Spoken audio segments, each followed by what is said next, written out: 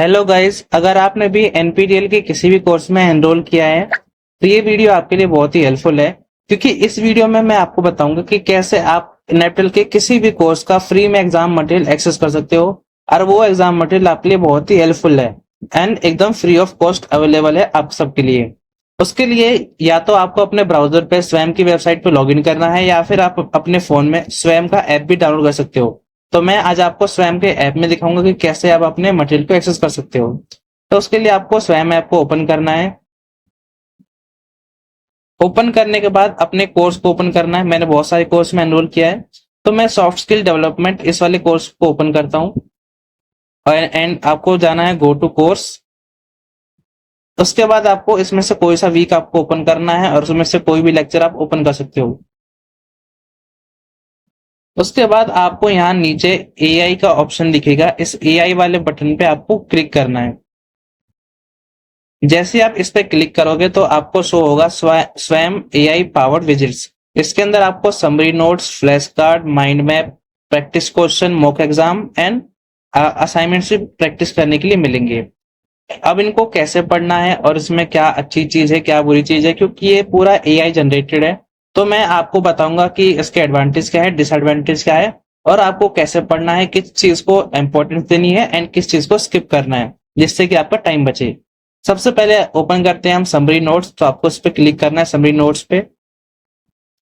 यहाँ पर आपको अपना वीक सिलेक्ट करना है कि आपको किस वीक के चाहिए, कि आपको वीक 1, 2, 3 इसमें से कौन से वीक के नोट्स या फिर उसके बाद आपको यहाँ पर अपना लेक्चर सिलेक्ट करना है। क्योंकि हर वीक में आपके कम से कम 4 से 5 लेक्चर होते हैं, लेक्चर 1, लेक्चर 2, लेक्चर 3, तो ऐसे आपके 5 लेक्चर होते हैं, तो आप उसमें से कोई सा चूज कर सकते हो।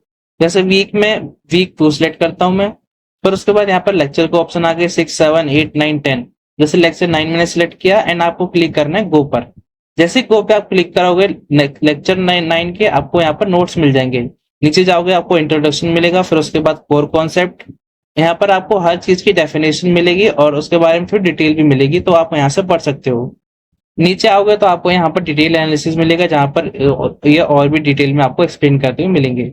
तो ये नोट्स आपके लिए बहुत ही हेल्पफुल है, आप जैसे जो इसमें नोट्स दिए हैं आप इनको पढ़ सकते हो। अब अगर आपको दूसरी चीज ओपन करनी है तो सबसे पहले आपको इसको क्रॉस करना होगा। तो उसके लिए आपको इसका जो क्रॉस एरो है इस पर क्लिक करना है और यहाँ पर सबसे हट जाना चाहिए।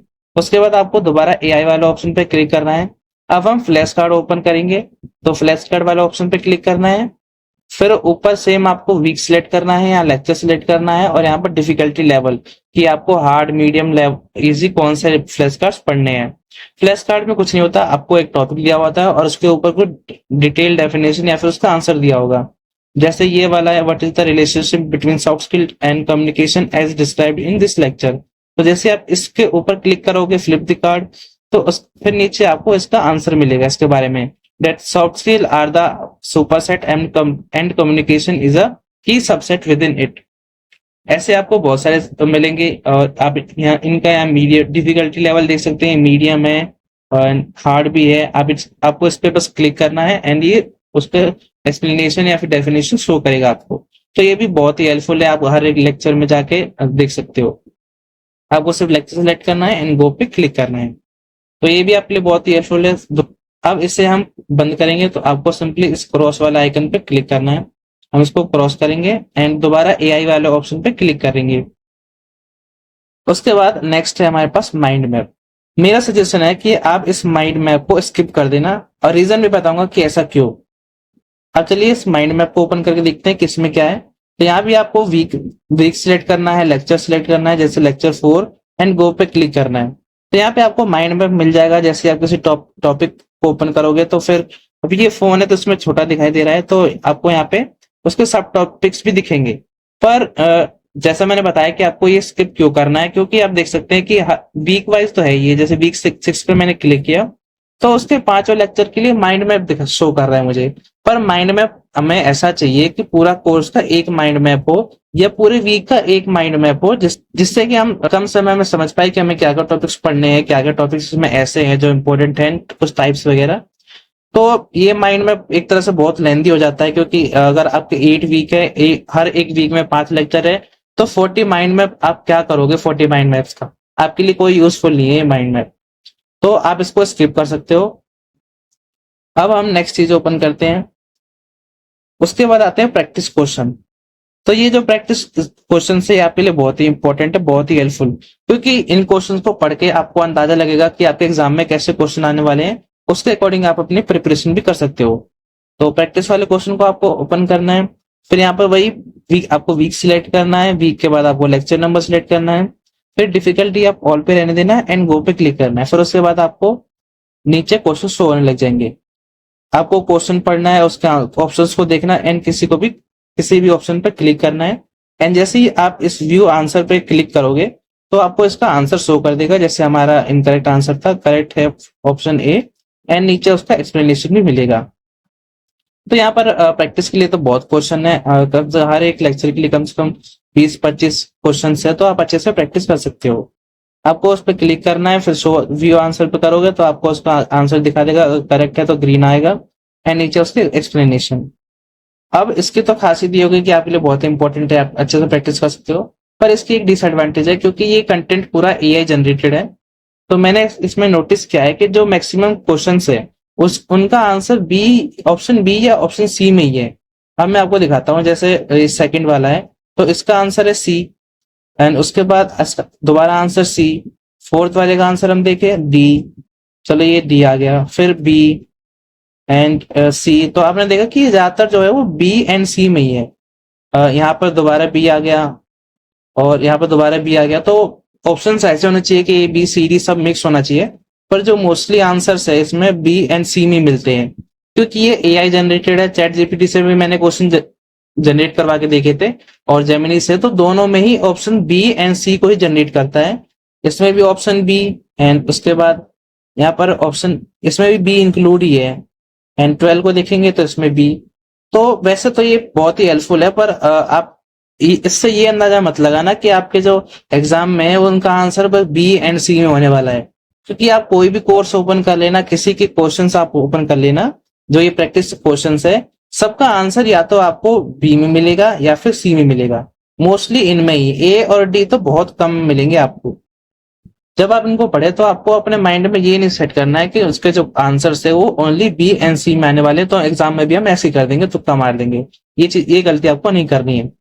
अब प्रैक्टिस क्वेश्चन के बाद देखते हैं कि और क्या कंटेंट है हमारे पास। उसके बाद आपको मॉक एग्जाम मिलेंगे। असाइनमेंट को पढ़ने के बाद आप अपने मॉक एग्जाम देख सकते हो, जैसे यहाँ पर आपको 4 से 5 मॉक एग्जाम मिल जाएंगे, एग्जाम 1 2 3 4 5। तो आप प्रैक्टिस कर सकते हो इसके अंदर।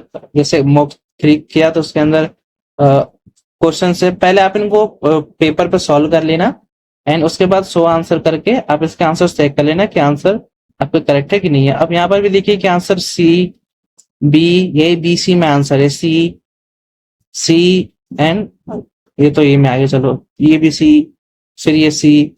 तो आपको बस दिमाग में बैठाना नहीं है कि बी एंड सी में ही आएगा, आपको बस इसको इंफॉर्मेशन के लिए पढ़ना है, अपनी नॉलेज के लिए इसका इस्तेमाल करना है।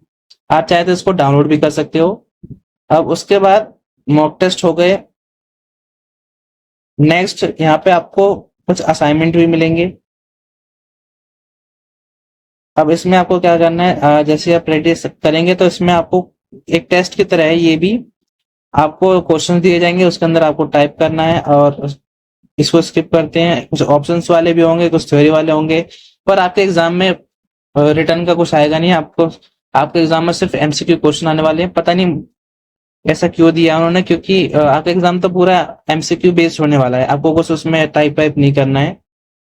एंड आपको इसके बाद जैसे आप इसको सॉल्व करोगे तो लास्ट में आपको स्कोर बता देगा कि कितने सही है, वैसे साथ साथ बता रहा है ये कि कौन सा सही कौन सा गलत है। तो आप इस कंटेंट का यूज करके अपनी एग्जाम प्रिपरेशन कर सकते हो अच्छे से। अब मैं बता देता हूँ लास्ट में कि आपको क्या क्या पढ़ना है। तो समरी नोट्स तो आपको पढ़नी ही पढ़ने, फ्लैश कार्ड भी आपको पढ़ना है।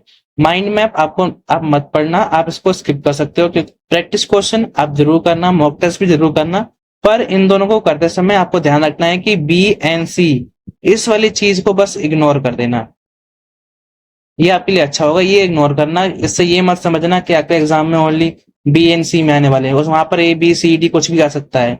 तो बी और सी ये सिर्फ एक चैट एआई का एरर है, इसको अवॉइड करना। बाकी कंटेंट बहुत अच्छा है, आप उससे नॉलेज ले सकते हो, अंदाजा ले सकते हो कि कैसे क्वेश्चन आने वाले हैं।